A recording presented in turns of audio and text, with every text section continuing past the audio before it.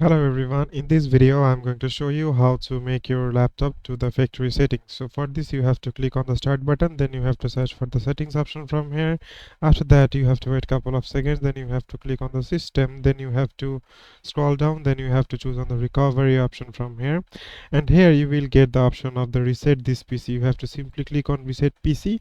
Then here you will get the option of keep my files and remove everything. In keep my files, if you want to keep your files, then you can choose this, and for remove everything it will keep remove all of your files, all of your files, apps and settings. So for example I would like to choose this one.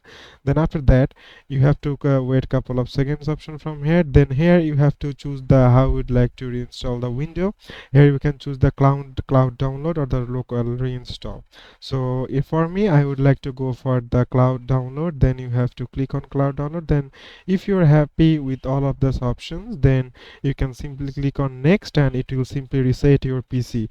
So it is as simple as that, guys. Thank you very much for watching this video.